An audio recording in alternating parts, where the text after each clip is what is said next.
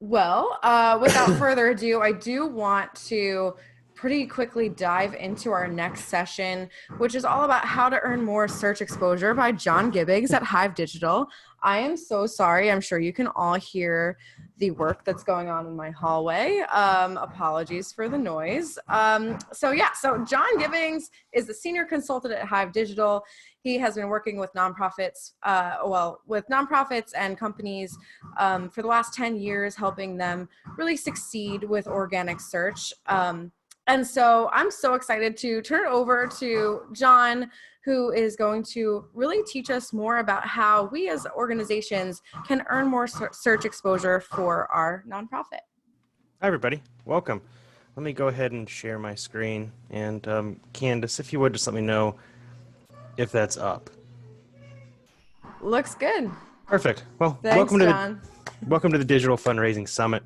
My name's John Gibbings. I'm really excited to be here. Thank you all. As Candace put it, today's coverage, I have to move this little Zoom window out of my way.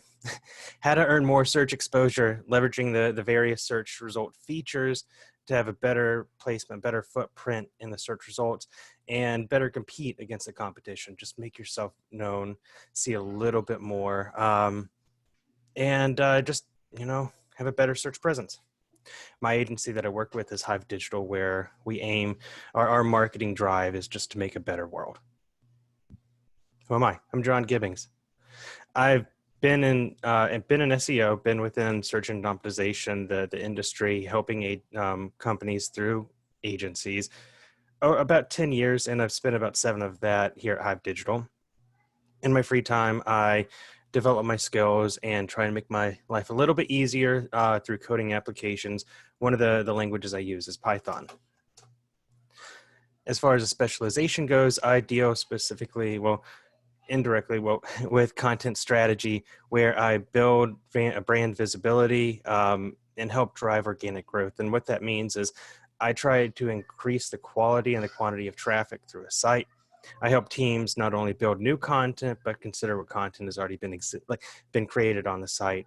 We refresh that and just encourage people to spend some time on there. And I'll dive into that in a little bit more detail later on. I earned my MBA about 3 years ago, about the same time that my daughter Paisley was brought into this world. She's my little helper through COVID. She's downstairs right now. You may hear her in the background.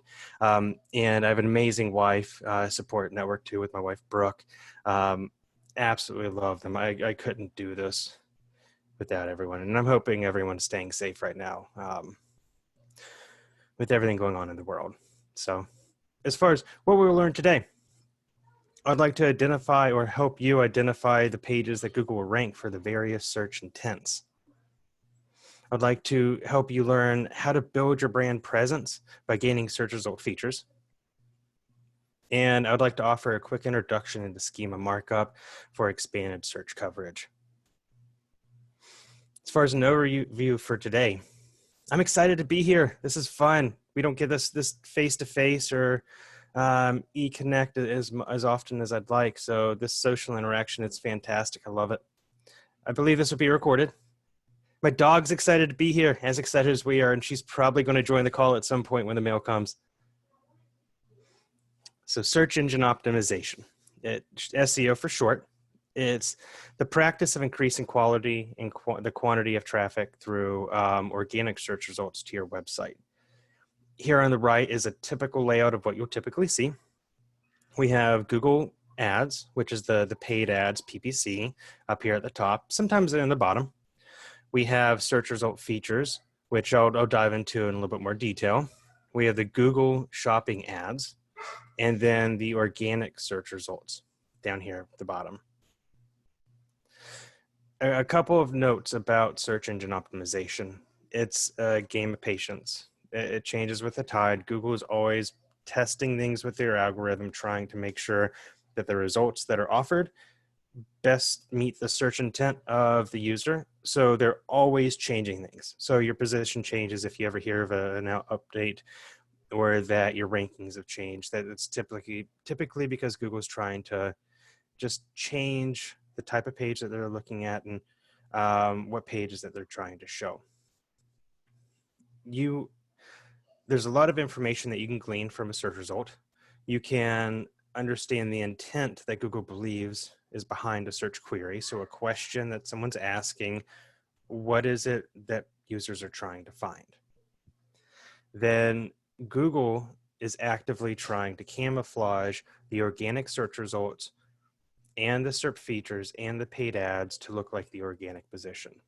Here on the right, you can see that organic positions are way down on the bottom, and you have all these other features here at the top. Now, that's just something that makes it a little bit more difficult for organic search, but it's still extremely important. And the last thing is the Google Domain Diversity Update. One thing that's interesting is this update that I've mentioned before. Google came out and said that for a website, in order to make a more diverse search result, a single website can only have 2 organic listings. Whereas before, if you could have multiple pages ranking for a certain phrase, then that's fine. But now you can only have 2 listings, meaning that your chance to rank, to be shown, is more difficult. More competitors are in the space. So by gaining the paid ads, the SERP features, and the Google Shopping and other things like that, you can expand on your search exposure. And that's really what I want to drive home today. Paid advertising. Google grants are available for nonprofit organizations that can help, that are eligible to their requirements. And these change by country. Typically, it's a $2 cap for a bid. So a placement here at the top, $2 per click. And grants are available on a monthly basis, or it might be yearly, up to $10,000. And you can use that towards your campaigns. I typically err on the side of organic, but our team does offer paid advertising as well. I just wanted to make sure that we brought that up for today's conversation. Here's a quick graph of the countries that are currently eligible for the Google grants. And going back to organic search, something I'm a little bit more comfortable with. Metadata, I want to dive in first here. Metadata is the HTML, just some source code here on the back end of a website that Google looks at just to derive a little bit more information about the intent of the page. What's the title? What's the description? Just little things like that. For the anatomy of some metadata, here's a quick example. We have we have rich snippets up here. We have the title tag, the URL, and the meta description, which is the little block of text on the bottom. When you have a web page and you want to build out a title tag, there are a couple best practices that you can pursue. We have the optimal length, which is about 50 to 60 characters. And it's really important to have the main keyword in the leftmost portion of the page title. So let's use green widgets as an example. We have 8-foot green widgets in the widget and tools department here at Widget World. So it needs to read to help users try and define what they're trying to look for. Meta descriptions, it's the text at the bottom of the organic listing. This is the banner advertisement for your site. This is what draws people in. Typically, at most, you can have 150 to 160 characters. We find that 50 characters are best, something short and succinct. Keeping with the green widget example, I like to build these with a question, a statement, and a call to action. So for green widgets, are you looking for green widgets? We have the widest selection of green widgets. Shop our green widgets today. Have a call to action at the end. Have a hook. Encourage people to click through into your site. Now, I'd mentioned the search result features. Taking a step above the organic listings, we have what are SERP features. I just typed a search in and I had a SERP feature pop up. A quick little search or SERP feature. So a SERP feature is any result on a Google search engine results page, a SERP, that's highly visual. So I'd mentioned that Google is always testing the types of search results that they're trying to return to users. Now, that's because content takes many shapes and forms. We have videos for tutorials, we have quizzes, PDFs, and some things that are highly visual like infographics. And then the text, which is the standard page. Google is always trying to figure out how to better serve that information to users, and that's where they're testing. They're trying to figure out different formats, and they're trying to share that. And I'd mentioned testing just a second ago. A couple of ways that they do that, they perform their tests is they consider, do users perform a zero-click search? And I'll explain that a little bit more after this slide. Do users continue into the site for more information? Do they click through? Do they want to find out? Do they want to learn more? Do users change their search phrase entirely? Do they go in, do they type something? They don't get the answers they want. Do they type something else? They start to build that correlation. They're starting to build those phrases. What are some commonalities between those search terms people are looking for? And then ultimately, do users convert? Do they sign up? Are there butts in the seat at the end of the day? Do they reach the point of sale? An individual named Rand Fishkin released some data in June 2019 around the zero-click search. Those are the searches where users come, they type in a query, and then they leave without ever going to a specific page. And as of last year, more than 50% of all searches on Google result in a zero-click search, meaning half of all searches do not go to a website at all, which is making these SERP features extremely important as you build your brand exposure. Here are a couple other examples of some feature snippets that you may run across. I'm sure many of these you've seen just out in the wild. We have the featured snippets and the people also ask.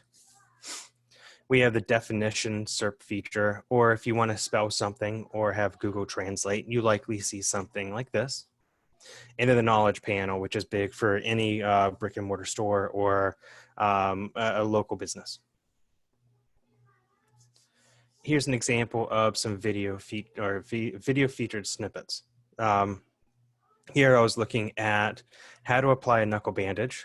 And here's a quick little tutorial.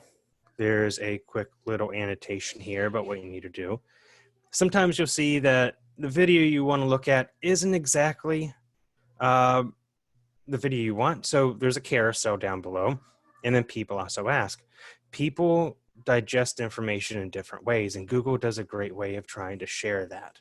They want to have it in video format, you know, multiple options, something quick, something that can grab your attention, or someone wants to read it and just learn more.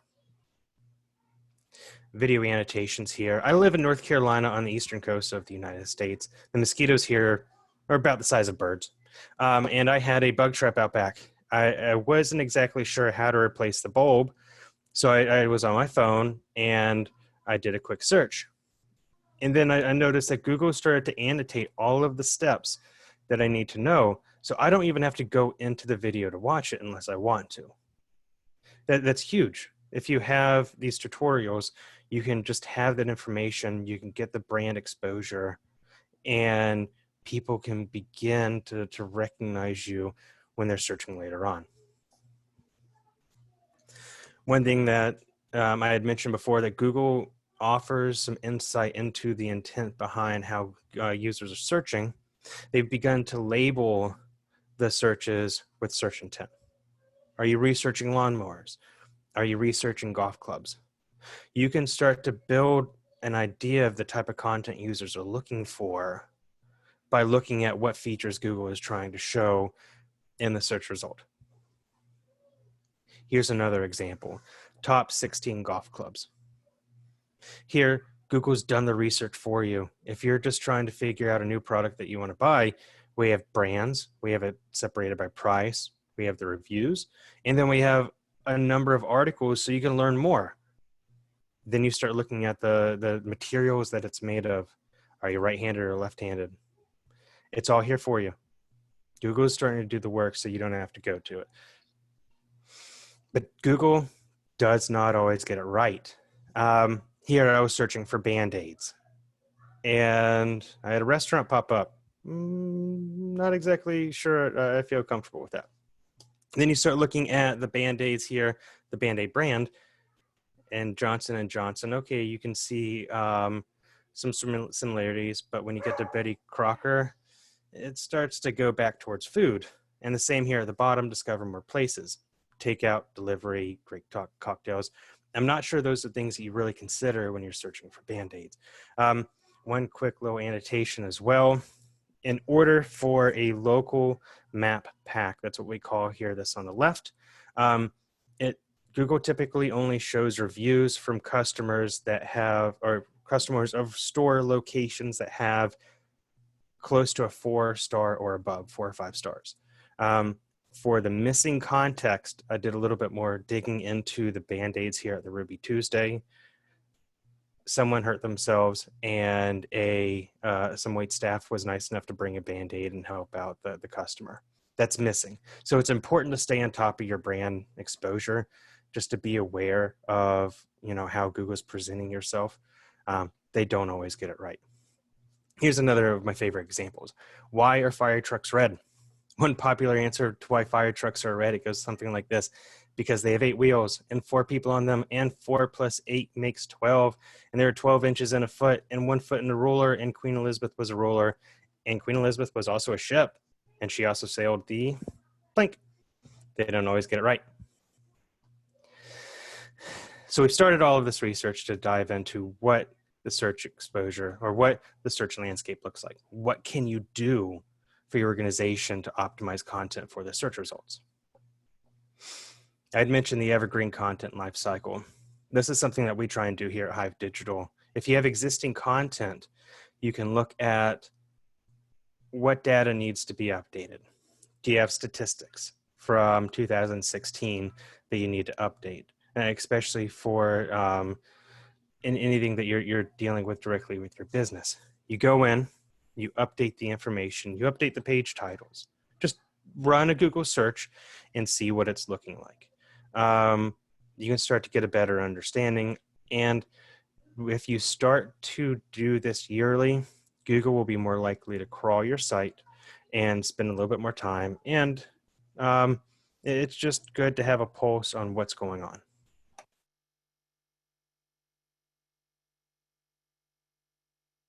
So building up content for the featured snippet grab. Here's an example of a rhinoceros. It's better to typically break out a question and answer format on a landing page as opposed to having just some facts thrown in. Google is more likely to answer. So if someone's trying to ask a question, how long will a rhinoceros live in captivity? If you say a rhino or a rhinoceros will live 35 years in captivity as an answer to that, you're more likely to grab the featured snippet as opposed to having a long form piece of content and you happen to pepper in some facts. Now, it's important that you want to have quality content, but there's a fine line. Just if you notice a featured snippet specifically tailored towards that question, sometimes it's better to list that directly. There are also a number of other ways that you can get the featured snippet. There are list options here. I'm not sure if you've ever looked for, just a top brand or a number of lists. You can add some markup, some HTML elements to build that, and they're more likely to grab it as opposed to brand, comma, brand, comma, brand, comma in a long paragraph form. FAQ schema markup. Here's another example. Google is trying to strive for the zero-click search, and one of the ways they do that is pulling information off the page. Now, FAQ schema markup is simply a bit of code that tells Google the purpose of the page so they don't have to go to the page and understand it on their own. Robots don't always get it right. Robots don't inherently know how to go into the page and read what the page is about. But if you go in and say, this is the title, this is the description, this is a question, and this is an answer, it does the work for them. It's really a TLDR, too long didn't read, and you can use that to your advantage. Organization schema is another important one. If you ever see the branded box here on the top right of a search result, you have the organization type, the name, URL, and the logo or the image URL. Expanding on that, you have local business schema, which is very important. You have the name, the price, hours of operation, the name, address, and phone number. You state it there. It's like a yellow page listing. It's just so someone can come in, they can see that information about your site. It's just presenting right there for you.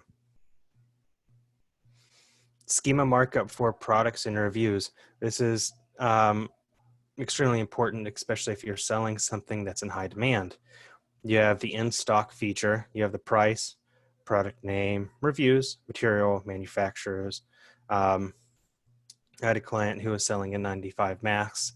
They are a first aid kit manufacturer, and that's where I get a lot of these examples from.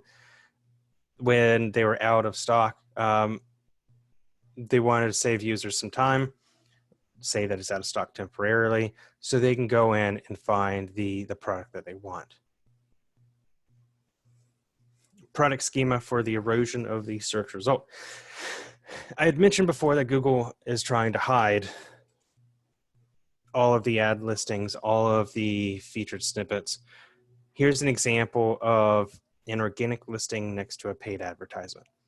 And the only way to really tell the difference in the two is a single bolded word at the top of the paid advertisement. That's it.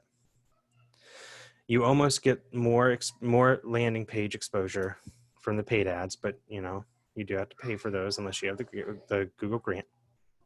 But it's still important to have all of that together.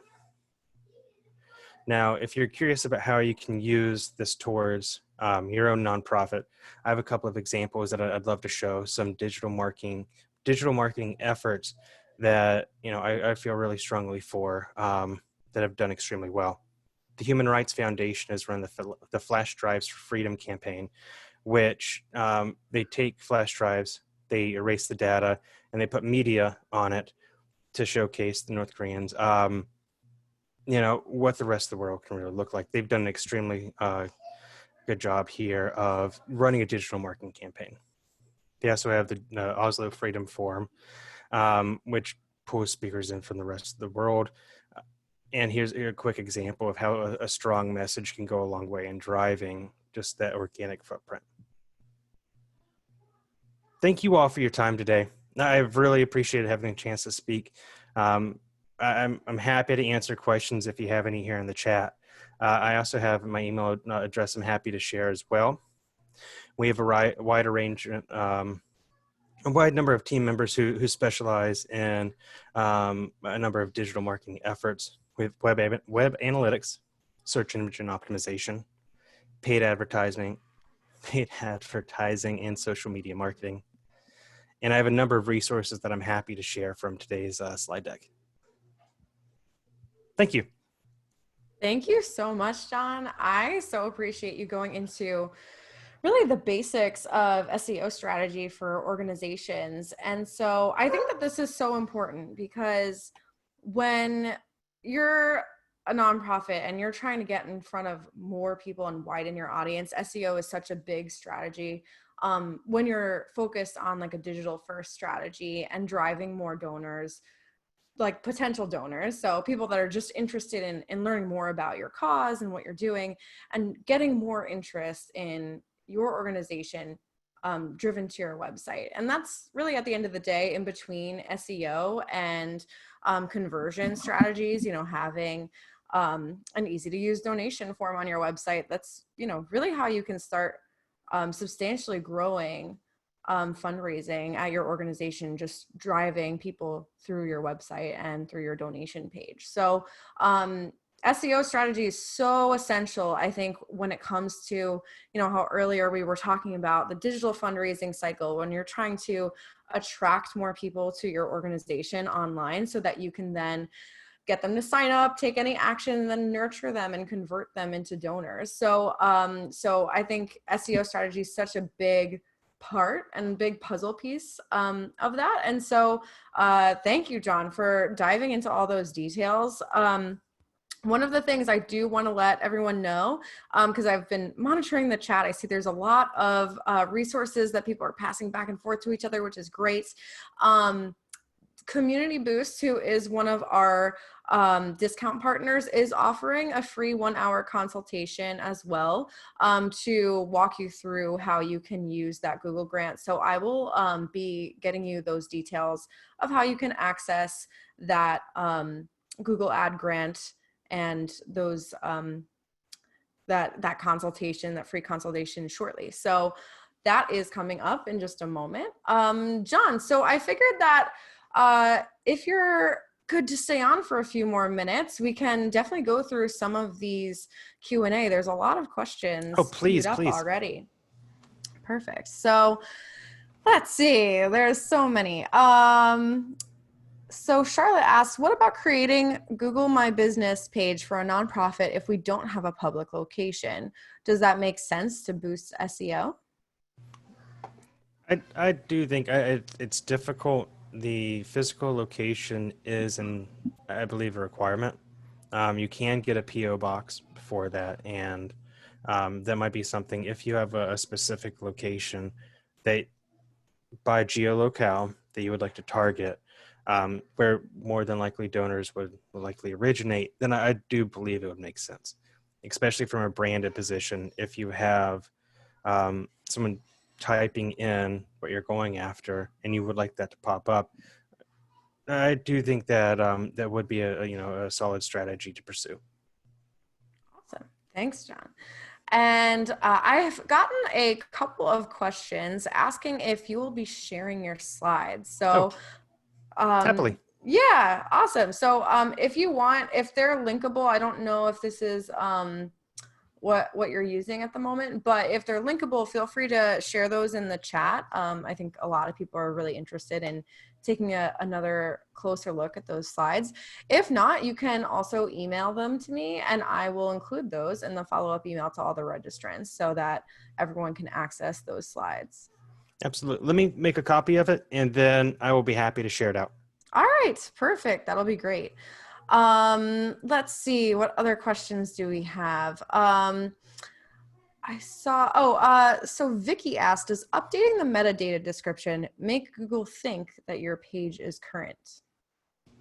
Yes and no. It depends. Mm-hmm. um, So, sorry. oh, sorry. Yeah, I was just gonna ask, so like what does make Google think that your page is current then? Always the body content is one thing that they really look at. The page title is a rankings factor. They do notice when that has been changed. The meta description is not directly a rankings factor, but again, if you update it and it's more attractive to your visitors and they want to click in, that's doing its job. It may not be a rankings factor, but they look at that click-through rate and a number of other considerations beyond that. The crawl rate, which is something I didn't go into today, is directly tied to this, and that's just the frequency at which the search engine crawlers visit your site. They look at how fresh your page is, how often the page has been refreshed and updated. The more often Google visits your site and crawls it, the better understanding they have of your intent towards the page that you're trying to drive forward. So there are some benefits in that when you're actually updating the content on the page and encouraging Google to look at it, because they'll be more likely to rank it the more time that they spend on your site. Yeah. Okay, great. And this is probably more of a question, just kind of like recapping a lot of the things that you said, but like just what would be like for a nonprofit that currently isn't ranking, and they just want to get in front of a wider audience, what would be like a few easy things that they can do to their homepage to get it to, Google to, again, crawl it and get that ranked as well? Sure. I would utilize Google Search Console. If you have not yet, it's like Google Analytics, but it can Mm-hmm. show you the type of traffic that is currently coming into your site. When there's an impression or a click, when it shows up in the search result, and when someone clicks through, you can start to get an idea of what keywords are showing that Google is showing for your site. Include those on the homepage, expand on those. That's typically your target term that you're trying to drive traffic to, and build that out. How do you address that term directly? And does it make sense to have supplemental content beyond that? Awesome. Thank you so much, John. I just shared the link to Google Search Console in the chat. So anyone that's interested, you can take a look and click and learn more about Google Search Console and how you can improve your performance on Google. Let's see. One or two more questions we have. Rachel asks, how significant do the changes need to be on your site content in order to get more frequent crawls? That's a good question. I typically like to make sure that content's updated once or twice a year. If you can do that, you should be able to have Google understand that you're updating content in a meaningful way. Now, updating content just to update content doesn't always provide value. So it's important to consider what your users are looking for and updating content that aligns with that purpose to drive it. Either more statistics, more media, just something that's engaging to keep them on the site. Because that's what you want to do, is increase the time on site and ultimately have someone fill out the contact form. Gotcha. And I'm just curious, do you think for nonprofits that are looking to rank, of course, there's landing pages for your different events and your different programs. What would you recommend? Would you recommend that nonprofits start blogging in order to get ranked for more of their keywords? Or I guess, how do you feel about blogging for organizations as a strategy? I think it's definitely a strong strategy to pursue. You can have your main events page, or you can have your main services page, but then the supplemental information about ongoing events in your space, to what you can do to expand on that. Build out the subject, make it, just a little bit more about yourself, have a conversation. And one thing that I like to recommend is, if your team is answering a lot of questions from your donors, and these are repeat questions, write a blog post about it. Have that available to your users, answer that question that people commonly ask, and just build out that content. It also shows that your site's active, that your team is present and having a conversation. As far as a cadence would go, at least once a month, up to a week. But I know that it's hard to sit down and write, especially as you typically have little helpers running around at home. Yeah, absolutely. One of the things that we always recommend doing is tapping into the voices of your donors as well, and volunteers. So if you can get a volunteer to write a blog post about their experience and give them some guidelines, just basic SEO guidelines, maybe give them a keyword and a topic that you want them to write. I think that's a great step for volunteers to get involved in. If your team is overburdened, you don't have all the time to be writing all these blog posts and content, see if board members, volunteers, and even potentially donors would be willing to step up and play a part in helping create that content. And so we're going to have a ton of sessions later that's all about content creation. So you'll hear so much more about that. We have one or two more questions, and then we'll take about a 15-20 minute break. And so John, you're getting a lot of comments and chats just thanking you for such a great session and for just sharing these really valuable insights. So one or two more questions. So Samantha asked, do you think that potential donors are actually reading the meta description, or is that mainly for Google rankings? It is purely for the user to read. Google doesn't rank specifically for the meta description. The page title is more for Google rankings, but it also shows like green widgets, just something short and sweet. It just provides a little bit of context beyond that short 50 or 60 characters just for the user to click into it. Yeah. Awesome. Absolutely. Uh, Great. And for those that are still asking for a copy of the slides, we're going to connect and I'll get you those slides, I promise, in our follow-up email. Here, I can share those right now. Oh, awesome. And then let's see. Camille asked, should the blog be a subdomain or just under the main domain to create more traffic? The reason I'm laughing, and I'm sorry, is because this is an age-old question that people commonly go back and forth on. My opinion is a subfolder, just to keep things clean on the single domain. But it's not going to make or break one way or another. You're not going to really suffer if you put it on a subdomain.